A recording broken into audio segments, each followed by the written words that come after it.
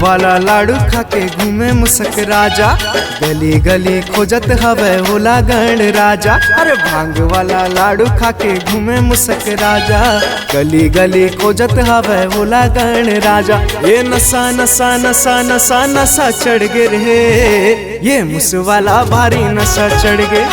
ये नशा नशा नशा नशा नशा चढ़ गे रे, ये मुस वाला भारी नशा चढ़ गे। भांग वाला लाडू खाके घूमे मुसक राजा, अरे गली गली खोजत हवे ओला गण राजा। अरे भांग वाला लाडू खाके घूमे मुसक राजा, गली गली खोजत हवे ओला गण राजा। ये नशा नशा नशा नशा नशा चढ़ गे रे, ये मुस वाला भारी नशा चढ़ गे। ये नशा नशा नशा नशा नशा चढ़ गे रे, ये मुस वाला भारी नशा चढ़ गे।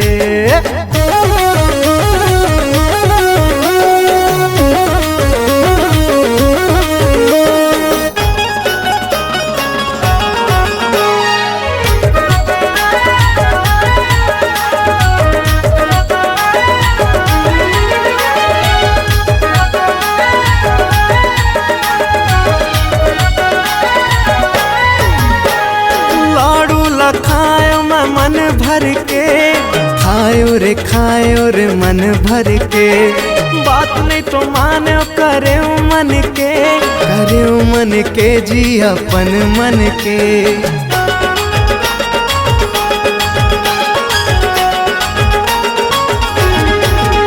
और लाडू ला खायो मैं मन भर के, खायो रे मन भर के। और बात नहीं तो मानो करे मन के जी अपन मन के। अपन मन के जी अपन मन के। लाडू रहीस देवा भोले के बाटा, और भेंट पर ही भोले तादी मोला चाटा। अरे लाडू रहीस देवा भोले के बाटा, और भेंट पर ही भोले तादी मोला चाटा।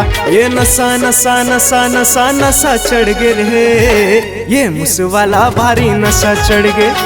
ये नशा नशा नशा नशा नशा चढ़ गे रे, ये मुस वाला भारी नशा चढ़ गे।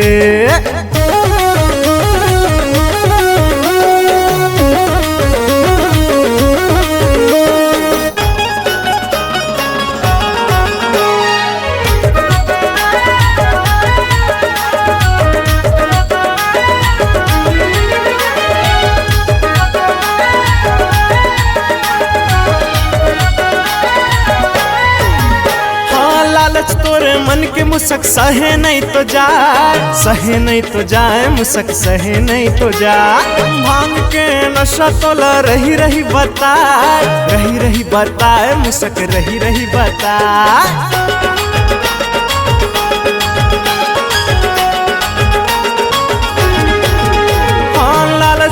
मन के मुसक सहे नहीं तो जाए, सहे नहीं तो जाए मुसक सहे नहीं तो जाए। भांग के नशा तोला रही रही बताए तोला रही रही बताए तोला रही रही बताए। नशा तोरे फट जाही ले उतारा, काबर बौराए घूमे ये पारा वो पारा। नशा तोरे फट जाही ले उतारा, काबर बौराए घूमे ये पारा वो पारा। ये नशा नशा नशा नशा नशा चढ़ गे रे, ये मुस वाला भारी नशा चढ़ गे। ये नशा नशा नशा नशा नशा चढ़ गे रे, ये मुस वाला भारी नशा चढ़ गे। ये नशा नशा नशा नशा नशा चढ़ गे रे, ये मुस वाला भारी नशा चढ़ गे। ये मुस वाला भारी नशा चढ़ गे, ये मुस वाला भारी नशा चढ़ गे, ये मुस वाला भारी नशा चढ़ गे।